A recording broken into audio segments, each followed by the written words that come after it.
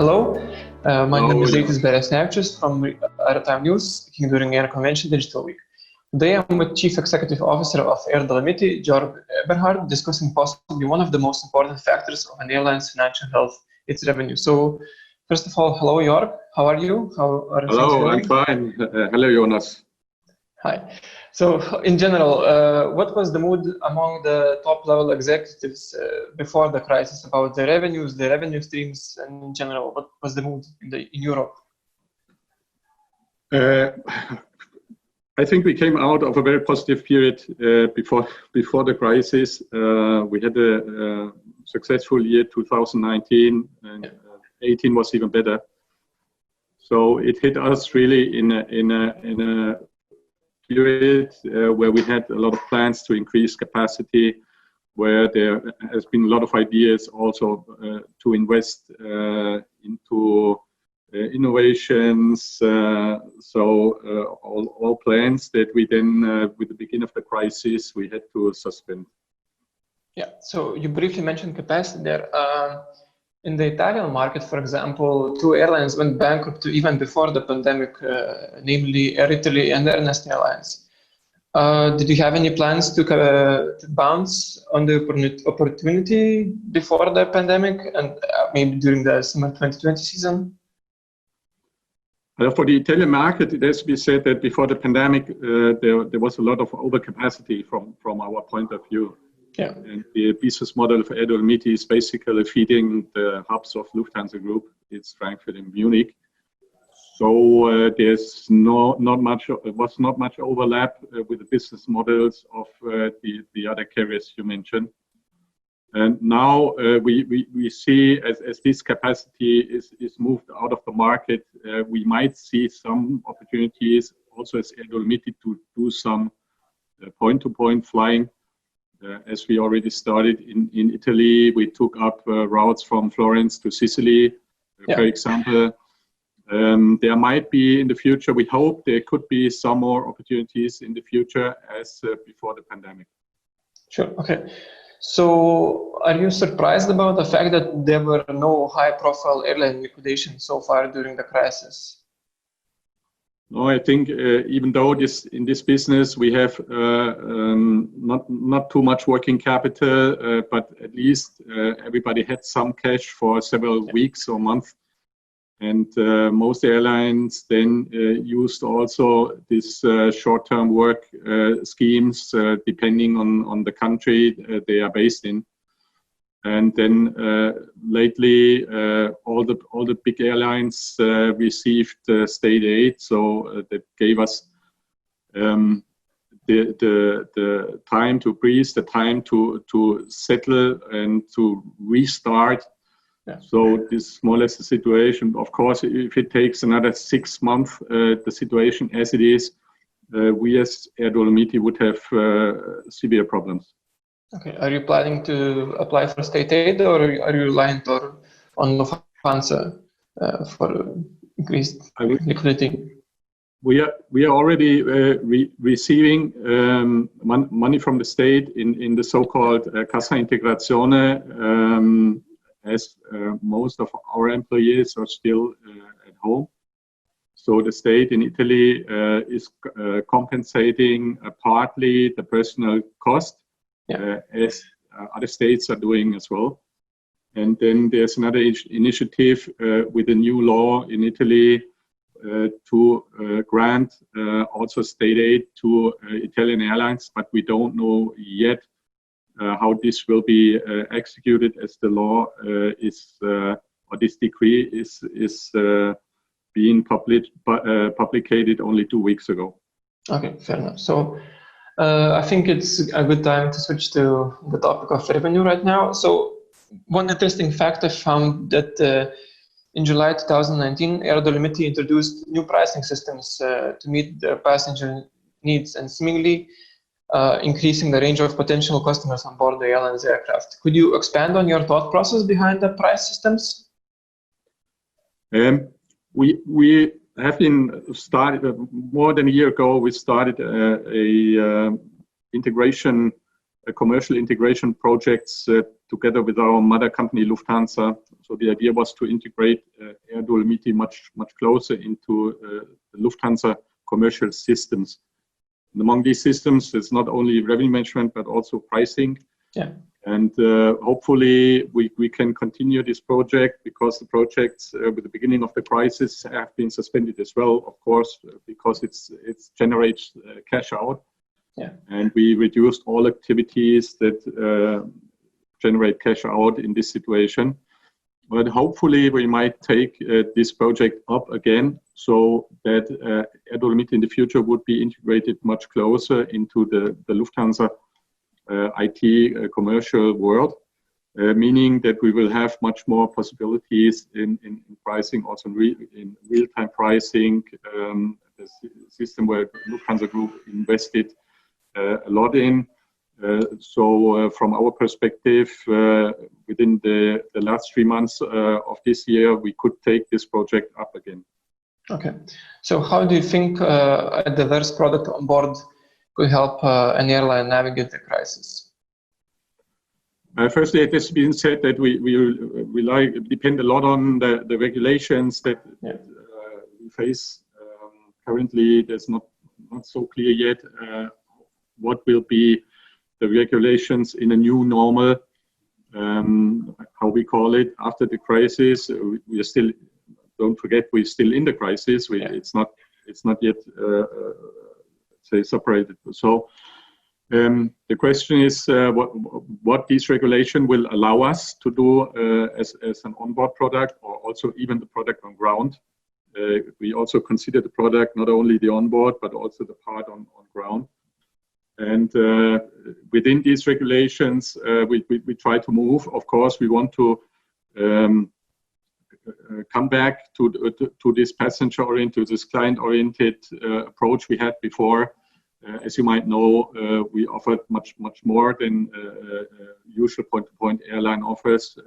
This feeding part is you can have a glass of good wine on board of the Air Dolomiti flights and so on, but we try and we want to come back to this qualitative approach as soon as possible, but we depend very much on the regulations. Yeah. So I think you went down the road of appealing to a bit more price-conscious passengers.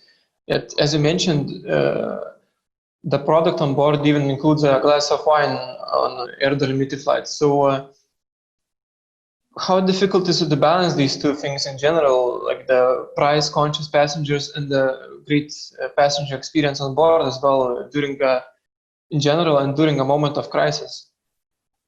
Yes, it's even more difficult in the crisis, as we need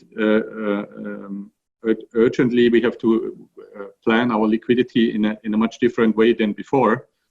So the challenge is really how much product can we offer and how much our passengers and clients are willing to pay for that. Yeah.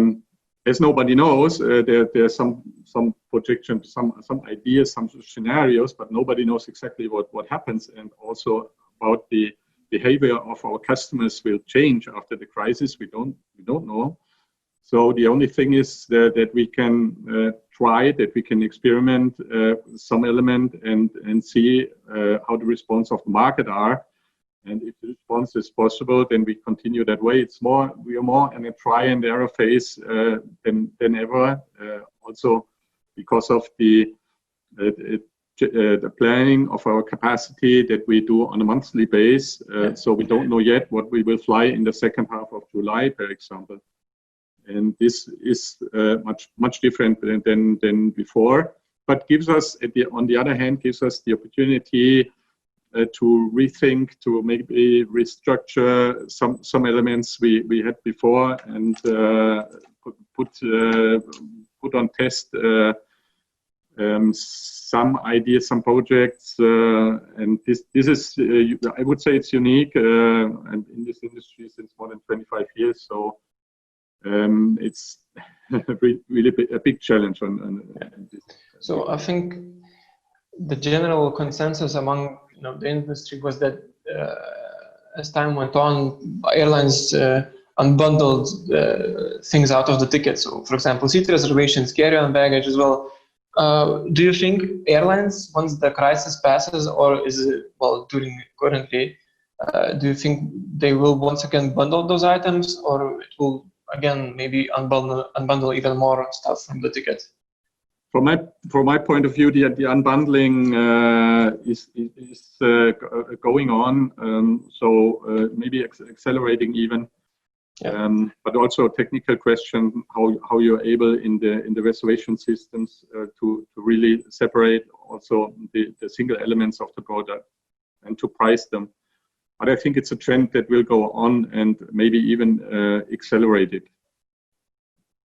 Okay, so one thing I think a lot of people notice is that, for example, airlines in the United States put a lot of emphasis on their loyalty programs. But in Europe, since there are a lot of price pressure from low-cost carriers, do you think the COVID-19 will force airlines, especially in Europe, to take a deeper look into their loyalty programs and perhaps lure passengers that way instead of appealing to the more price-conscious passengers, maybe?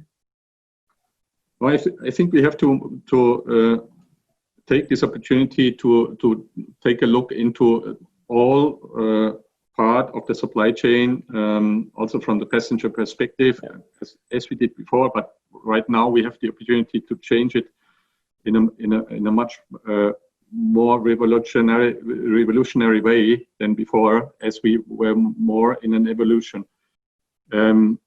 About frequent flyer programs, we have been successful in the past. Now we have to see in the future how the behavior, especially of our business passengers, will change. There are these hypotheses that people will do more via video conferencing and less, and will fly less. But our experience is also from more than 20 years ago, where the argument was the same, that the communication, that the communication itself intensified. Yeah. Meaning people communicate more, so they're using whatever channel there is. But if you have to negotiate, if you have to create trust between persons, from our point of view, it's still necessary that persons meet, and this is also my personal experience. And if there will be still a business or remarkable business travel, what we think there will be, then a frequent flyer program is of great importance. We can anyhow optimize this according to the new normal that we then find in the future. Yeah. Do you think business travel will return like leisure travel will do, or it will dip down a bit because of the crisis and because of the emergence of Zoom and other programs? I think so. Our personal view is that at the beginning we will see a peak in business travel, because everybody wants to. That a restart has to meet the business partners. Of course, depending on the restrictions we are still facing between the single states. But if it's all open again, we expect a peak at the beginning, but it will then be a drop, because everybody then has to do more or less again homework, restructuring the companies, doing projects of cost efficiency and so on. There's a typical work that is done in a crisis, in a downturn, in an economic downturn. And from this base, then I would suppose there will be again increasing business travel. It's more or less a qualitative view. I cannot give you any numbers because it would be all guessed. Yeah, it's a guessing point in the game, I think. So seemingly there are two camps in the industry currently. One that thinks that lower prices will drive up the demand for air travel, and the other one that believes that passenger confidence in the fact that they are going to be safe on board in regards to their health will only stimulate the demand. What do you think? Which camp are you more tentative to choose? I don't believe that lower prices will stimulate or will help our passengers to overcome their feelings about risk of traveling. I think lower prices could anyhow stimulate. We have to lower the risk as far as possible. Yeah. And we already see some passengers coming back, some more confidence on the passenger side. It's always a different question. It depends on the segment of travelers you have. Depends on if it's leisure or more business. We see on the leisure side, we see much more stimulating with lower prices. It was before the crisis, as it will be after the crisis, from my point of view, the same. And in the business part, less. But it also depends on the capacity that we see in the market in the new normal phase. If there will be definitely less capacity, then we would have an opportunity to see quite stable yields in the business. If we face again overcapacity, then it's again a very price sensitive market. But it's difficult to tell. We have to experiment depending also on the routes. Point to point is much different than hub traffic. Business much different as leisure. No clear. I cannot give you a clear answer on this. Okay. So I think Air Dolomiti is one of the airlines that prides itself on the passenger experience on board and both off board. Do you think that passenger experience sensitive travelers will dictate the new terms and the type of service that they get on board during the crisis and after the new normal comes into play? I think we will have this effect that people remember the crisis. People remember also the lockdowns in the various countries. They will not forget this phase. Will remain in their heads somehow. So if we at the beginning we will try to do what we can as on-board service, this will be. I'm sure this will be appreciated by our customers. Maybe some elements we think about this kind of lunch bags or that we give upfront, or not even that we prepare on the seats, for example. This could be an idea for us to restart and also lowering the risk on board, as our crews don't have direct contact, are not in direct contact with the passengers, or we can reduce this as far as possible. And then I think it's a common objective, a common target to reduce this risk. And we will be all in the same boat. It's not to, let's say, save money doing less service on board. Yeah. And I think this positive atmosphere could be somehow also kept in the future, to maybe being even more sensitive to passenger needs, being even more closer to the passengers, to our clients in a certain way. Okay, so to sum up, will COVID-19 force airlines to look for new revenue streams or upgrade the old ones?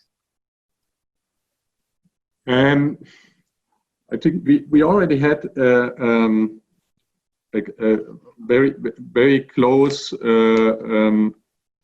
very intense discussions about say new revenue streams, meaning auxiliary revenues. This is still it's still an issue. It was before the crisis and also after the crisis. So everybody tries to also, we mentioned the unbundling, everybody tries to unbundle the products to give different price tags to certain elements of the product. This will go on, but we are somehow also limited as in where we are in the value chain as airlines. Yeah. We have the advantage that we have our passengers on board, so we have them physically, meaning much more touch points, and also qualitatively speaking touch points of a very high value. If you compare that to online touch points, we have it really offline. This will give us in the future the possibilities to address much more in a much more direct way the needs and at the end the willingness to pay for additional services. But it has to be said that after the crisis we expect there will be less money for investments, and if you have less money to invest, also these kind of innovations we need on a technical side to let's say address the needs of the passenger, address the willingness to pay for additional services could be less, meaning what we had before as projects, innovative projects, could be slowed down. So at least from my point of view. Anyhow, we try then to give the right priorities to the right initiatives. But at the beginning, within the next 1 or 2 years, it might be difficult to invest into very innovative projects. Yeah. Okay, great. Thank you, Jörg, for speaking to us during your Convention Digital Week. I hope we'll tune into the rest of the streams, and goodbye. Thank you. Well, thank you. Goodbye. And until next time.